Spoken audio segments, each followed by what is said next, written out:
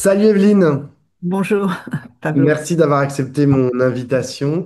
Evelyne, tu es magistrate honoraire, vice-présidente de la Ligue des droits de l'homme. Et si je t'ai invité, c'est pour parler de la condamnation en première instance de Nicolas Sarkozy dans l'affaire des financements libyens. Il a été condamné, pour rappel, mais je crois que tout le monde est au courant, à 5 ans de prison ferme avec mandat de dépôt, certes différé. Il a rendez-vous à la mi-octobre pour décider de quand est-ce qu'il rentrera en prison, mais il est à peu près certain à ce stade qu'il dormira à un moment en prison. Alors il fera une demande, je pense, de remise en liberté immédiatement. Donc je sais pas combien de temps ça va durer son séjour en prison, mais il dormira en prison. Euh, Ma première question est relativement simple. En quoi cette condamnation de Nicolas Sarkozy à une peine de prison ferme dans l'affaire du financement libyen constitue, selon toi, un précédent inédit dans l'histoire judiciaire et politique française? Est-ce que tu as été étonné de cette condamnation ou est-ce que finalement elle est dans la suite logique de la façon dont s'organise, dont se réorganise notre arsenal législatif et notre rapport à ces responsables publics politiques assez puissants? C'est-à-dire que ce que les politiques n'ont pas très bien compris, c'est que ça fait à peu près 15-20 ans que la justice pénale politico-financière s'est mise à fonctionner avec les hommes politiques comme avec les citoyens ordinaires. Et ça, apparemment, certains politiques l'ont pas vraiment compris. Ça a donné la création du parquet national financier à partir de 2014. Donc ça fait 10 ans vraiment que après l'affaire Cahuzac, on a des décisions qui peuvent être des décisions d'emprisonnement pour des délits financiers qui jusqu'ici étaient toujours punis de peine avec sursis, certes d'amende, mais ça s'arrêtait là. Et nous avons eu ensuite un certain nombre d'affaires, hein, Balkany, Fillon, Madame Le Pen récemment.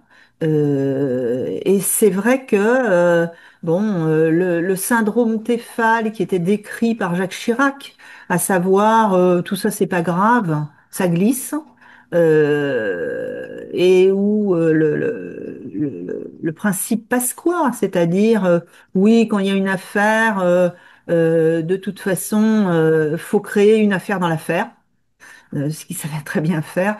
Bon, ben voilà, ça, c'est terminé. Les juges politico-financiers considèrent que il y a des atteintes à l'ordre public démocratique. Hein, c'est d'ailleurs la décision concernant Marine Le Pen, hein, qui pose un peu ce principe pour la première fois, à savoir que il faut que ces décisions, que ce soit un ancien président de la République ou pas, disent aux citoyens que ben, la loi est égale pour tous. Article 6. Est-ce que tu dirais que, parce que hier j'ai fait beaucoup de plateaux, j'en ai encore fait ce matin, et il y a beaucoup de gens qui me disent, non mais ça, ce procès, les éléments qui ont été mis en lumière par ce procès, c'est le témoin d'une autre époque. Et ils sous-entendent qu'on a changé d'époque, qu'aujourd'hui les hommes et les femmes politiques ne se comportent plus comme cette droite affairiste dont Nicolas Sarkozy était l'un des piliers.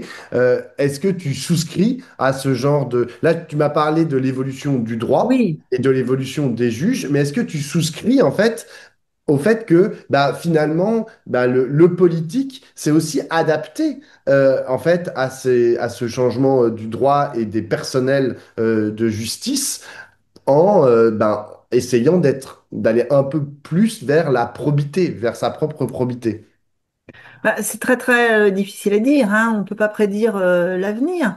Ce que je constate quand même, c'est que ta question me fait venir un petit souvenir très récent.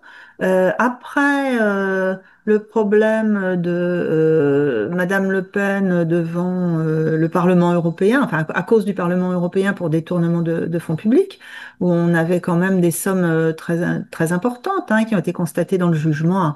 On est à 3,5 millions d'euros de préjudice. Bon, j'ai lu que Monsieur Bardella avait à nouveau voulu embaucher des assistants parlementaires européens qui étaient bien sûr des militants du Rassemblement national, que le Parlement européen, ça c'est un changement, s'y est opposé en disant mais on n'a pas du tout la preuve hein, qu'ils vont travailler pour l'Europe, s'y est opposé et que le RN s'est vraiment battu pour essayer quand même de les embaucher. Alors je sais pas en Suisse ce que c'est devenu, mais on peut dire que quand même ils ont la mémoire extrêmement courte. Mm. Voilà.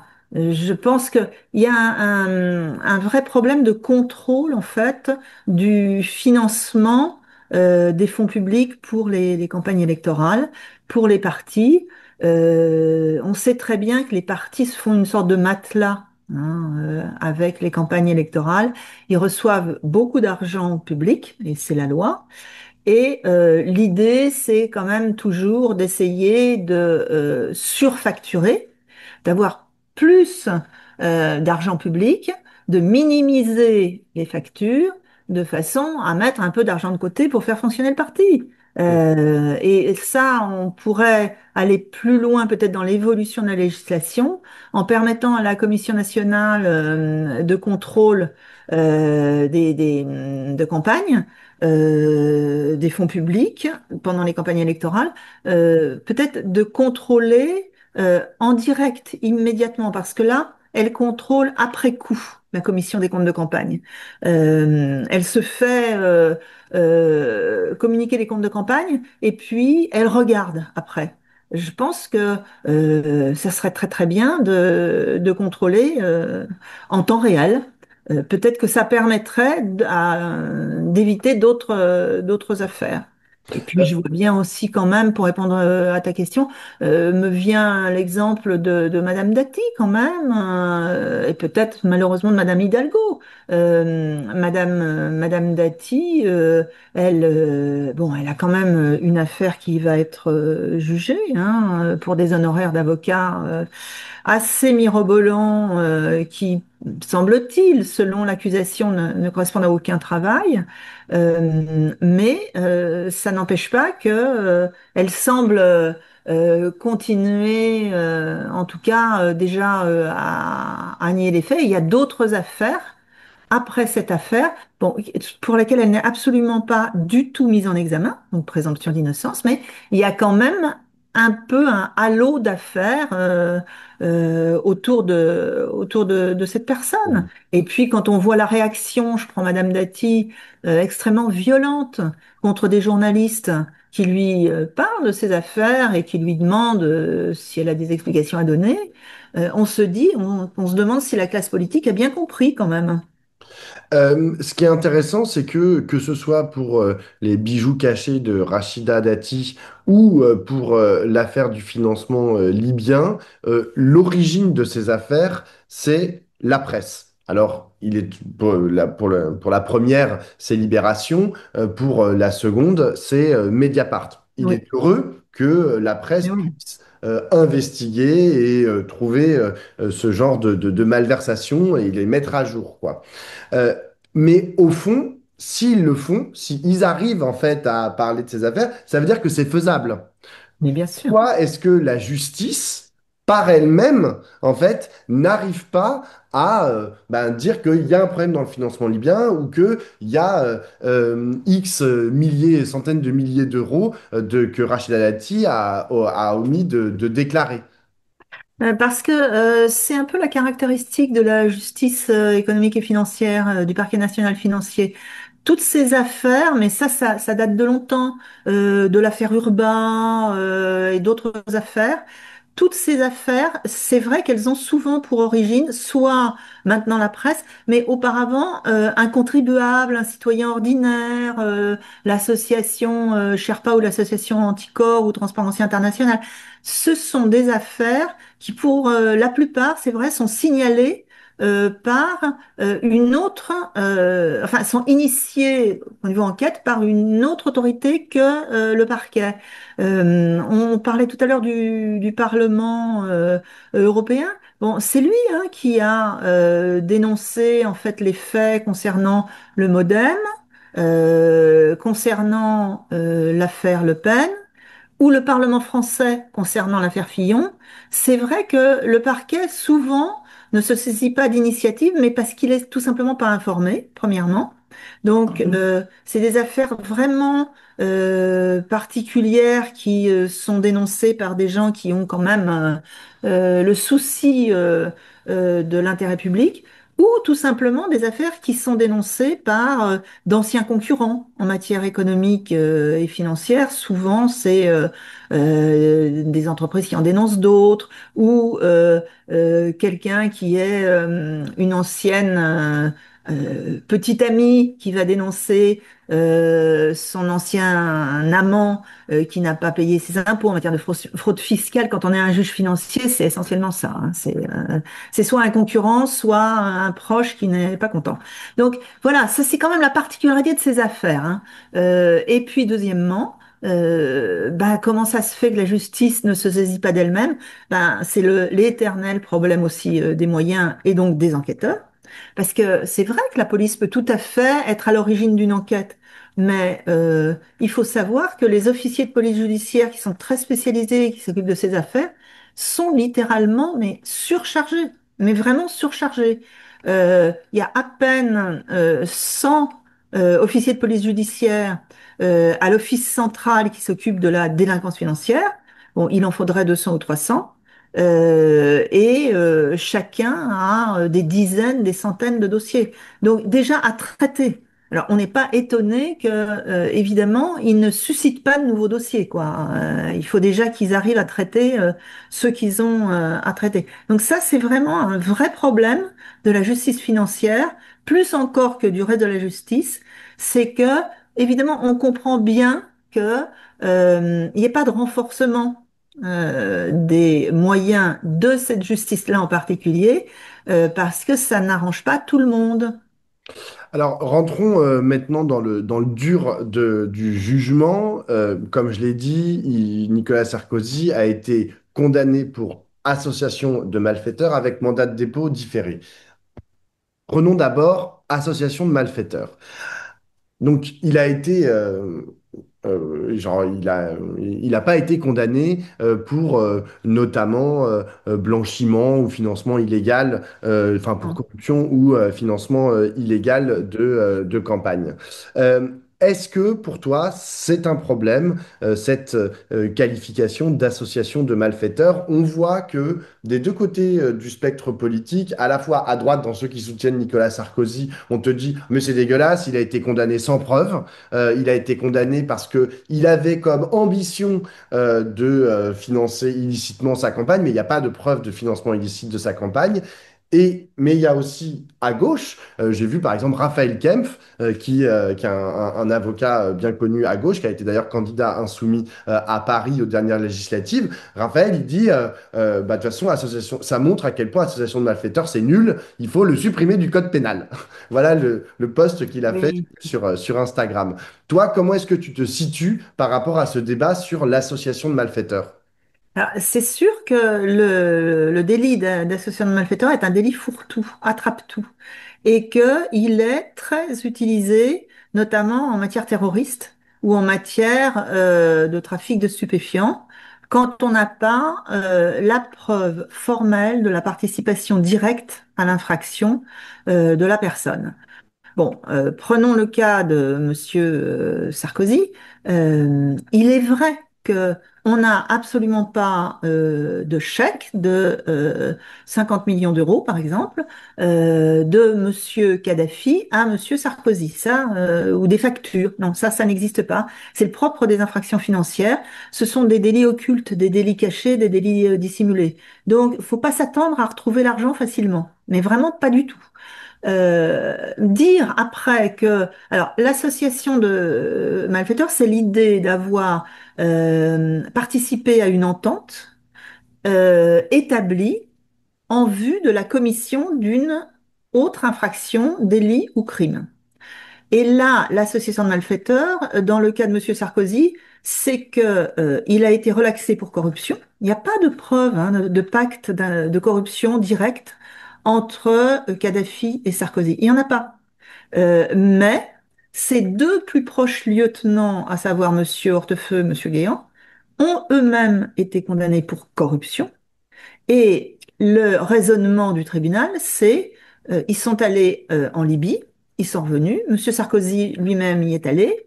Il est absolument pas possible qu'il n'ait pas rendu compte à Monsieur Sarkozy, qui allait se présenter à la présidentielle, de ce qu'ils étaient allés faire en Libye, parce que franchement, Monsieur Hortefeux, ministre des collectivités locales, on voit pas du tout ce qu'il aurait été fait en Libye.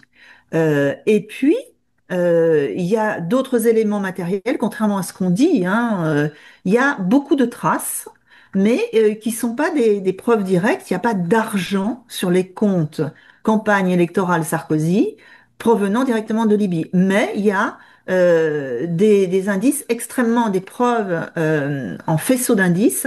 Par exemple, correspondent des déclarations de gens qui pourtant n'ont rien en commun, à savoir, bon, Monsieur Takedine qui est décédé, qui a dit plein de choses et leur contraire, mais il a quand même dit un certain nombre de fois que ça représentait en tout cas à peu près 5 à 6 millions d'euros les valises qu'il avait transportées et livrées chez Monsieur Hortefeux ou Guéant. Et ce qui est étonnant, c'est que Monsieur Senoussi, qui était le beau-frère de Monsieur Kadhafi, donc vraiment numéro un, numéro 2 du régime, entendu par la Cour pénale internationale, fait des déclarations à peu près comparables, quand même, devant la Cour pénale internationale, et que les carnets du ministre du pétrole libyen, qui a été retrouvé mort dans le Danube en se promenant la nuit, ces carnets qui sont vraiment datés de 2007, hein, c'est authentifié.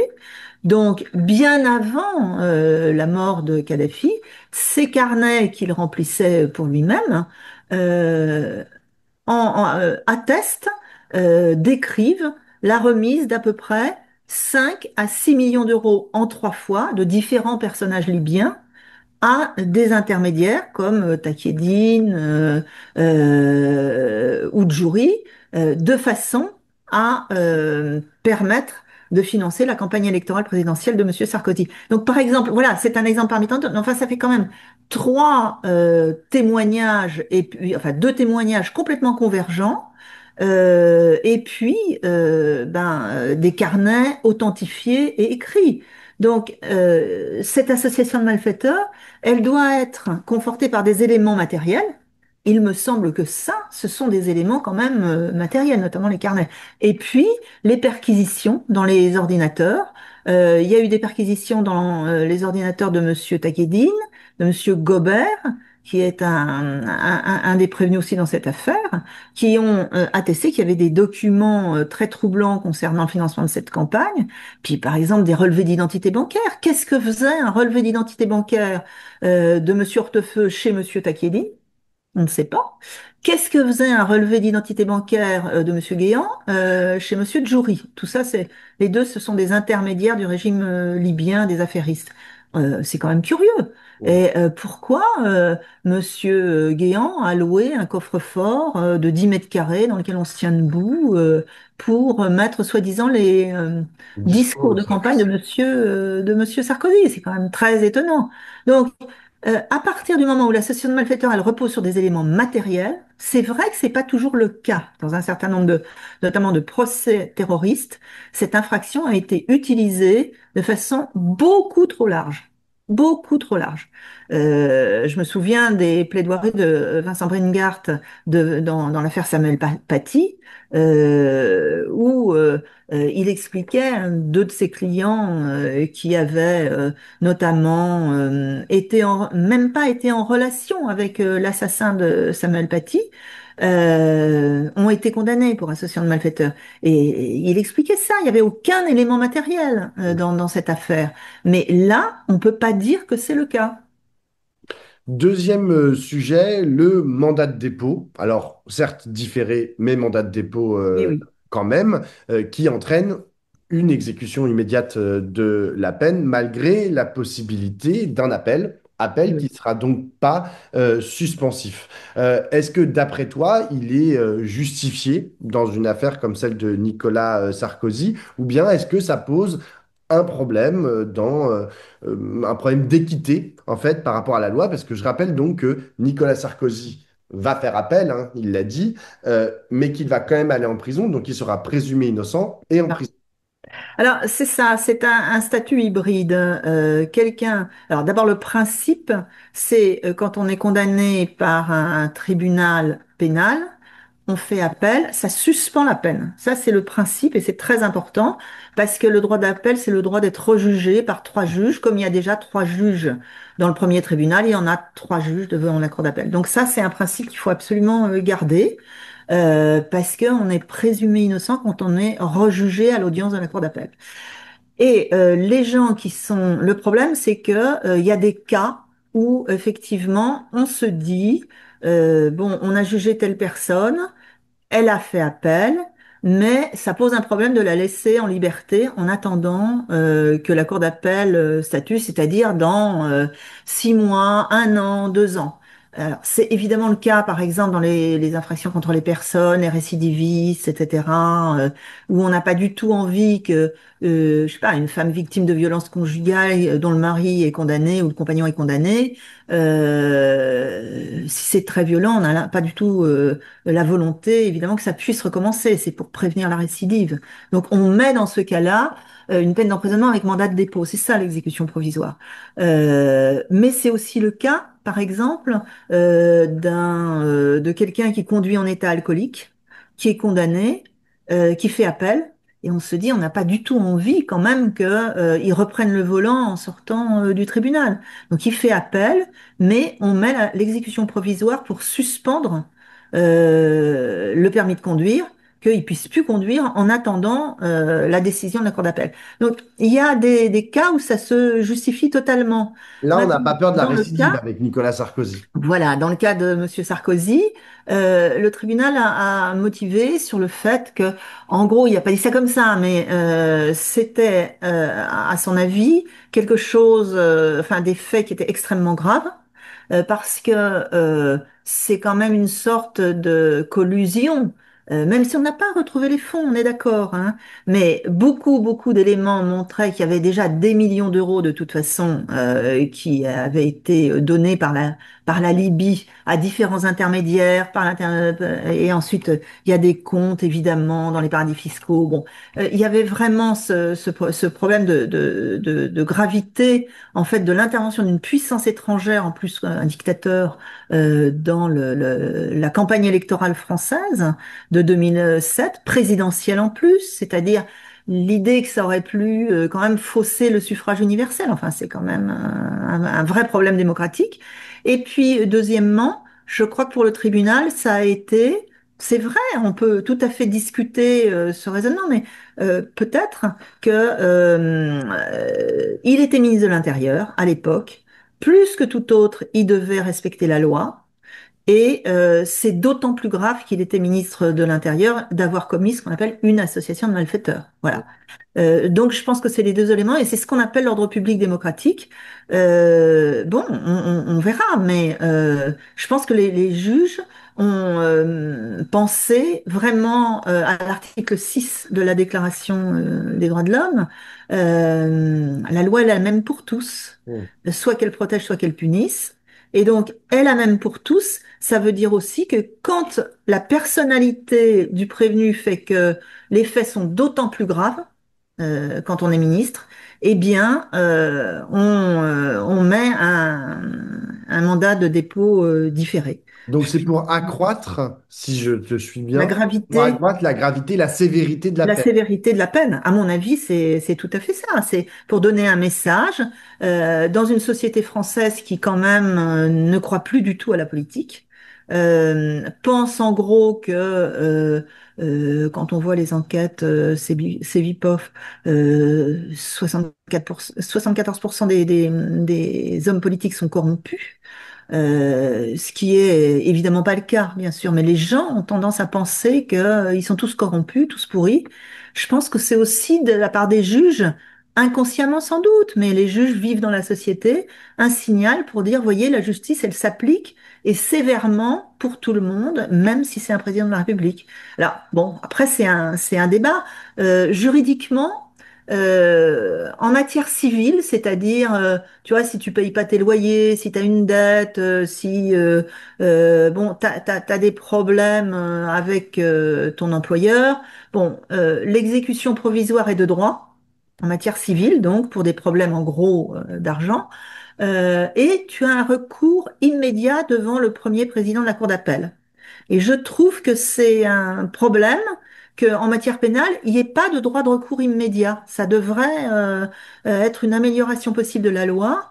Au lieu d'attendre que la Cour d'appel statue sur, à nouveau sur le dossier Sarkozy, je trouve que sur le principe de l'exécution provisoire, c'est-à-dire du mandat de dépôt là, différé, ça serait bien que la loi prévoie un recours en référé, enfin immédiat, pour décider si la personne doit ou pas rester en prison. Ceci dit, il y a un tiers des personnes en prison qui sont présumés innocents et qui sont en détention provisoire, en attendant d'être jugés ou en attendant que la cour d'appel statue sur la peine d'emprisonnement qui a été ordonnée en premier sort. Donc, Monsieur Sarkozy, il est dans un cas tout à fait ordinaire. Et dans ces infractions, les statistiques montrent qu'il y a à peu près, dans 60% des cas, de l'exécution provisoire qui est prononcée dans ces infractions financières. Donc c'est bon, c'est effectivement un débat. Est-ce que l'attitude de Nicolas Sarkozy concernant ces anciennes condamnations, notamment, je pense après les condamnations dans l'affaire des écoutes, qui étaient assez, je suis innocent, je m'en fiche, je vais pas en prison, Oui. etc. En bracelet électronique, c'est pas grave. Et puis de toute façon, je suis vieux, je vais me faire enlever le bracelet électronique. Et aussi son attitude.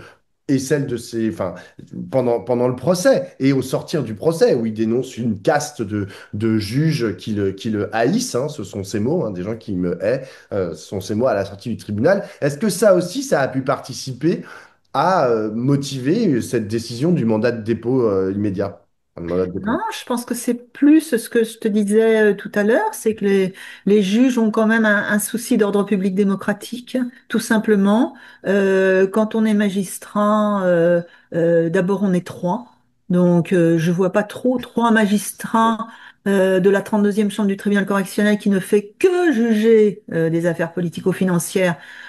S'ils se mettent à haïr tous les prévenus qui jugent, écoute, ça se saurait, donc non, pas du tout. Et puis, le fait d'être trois tempère les ardeurs, par exemple, d'un juge qui serait particulièrement un juge, je ne sais pas, robespierriste, etc. On est trois. Donc, je pense que ça n'a absolument rien à voir. Ils appliquent la loi, c'est possible dans ce cas-là. Et il y a quand même, faut quand même reconnaître que un ancien président de la République condamné pour association de malfaiteurs, vraiment la presse étrangère, elle en fait c'est chou gras. Enfin, c'est quand même quelque chose d'extrêmement grave. Donc, avoir voulu, d'une certaine manière, prononcer une peine enfin, délivrer un message, un de plus aux politiques en disant ça commence à suffire vraiment. On vous a mis du sursis, on vous a mis de l'emprisonnement. Maintenant, bon, c'est toujours pas compris. Et ben maintenant, c'est tout de suite en prison. Peut-être que ça participe effectivement à une volonté des juges de délivrer un message. C'est possible aussi. J'ai une dernière question, Evelyne. Tu m'as parlé de la perception des citoyens et des citoyennes envers le politique, hein. Il y a une très grande défiance envers le politique. Il y a aussi une très grande défiance envers l'institution Bien sûr. judiciaire. Oui. Euh, quelle, euh, quels effets peut avoir cette condamnation, selon toi, sur justement la perception par les Français et les Françaises de l'institution judiciaire? Est-ce que tu penses qu'ils vont se dire, ah bon, bah voilà, finalement, la justice, elle n'est pas si laxiste que ça, y compris avec les puissants, ou au contraire, bah, les arguments de la droite, notamment qu'ils serinent à longueur de plateaux de télé, de tweets, etc., sur, bah, c'est des juges rouges, des juges politiques, la justice aux ordres. Est-ce que tu penses que ça peut aussi affaiblir l'institution judiciaire et donc la République? Bah, figure-toi que je ne le pense pas du tout, parce que je me réfère à l'affaire de Marine Le Pen. J'ai moi-même été étonnée quand j'ai découvert que 2 tiers des Français, dans un sondage, après qu'elle ait été condamnée à une peine d'emprisonnement, là qui s'exécute pas, hein, elle va aller devant la cour d'appel, et évidemment à cette fameuse peine d'inéligibilité pendant 5 ans, 2 tiers des Français considéraient que la décision, elle était juste et que elle avait beau dire qu'elle était innocente, ben, manifestement ils n'y croyaient pas. Donc j'ai l'impression que là, ben, les Français vont plutôt suivre la justice en se disant, ben effectivement, la loi est la même pour tous. Ce que j'espère, c'est que ça va pas avoir les conséquences du procès Le Pen, parce qu'il y a eu quand même la présidente du tribunal qui a été mise sous protection policière pendant plusieurs semaines. Elle a été menacée, etc. J'espère que ça sera quand même pas la même chose du point de vue de certaines personnes pour l'actuelle présidente concernant l'affaire Sarkozy, parce que là, les attaques contre les juges, quand ça devient des attaques physiques possibles, ça commence à être quand même extrêmement grave.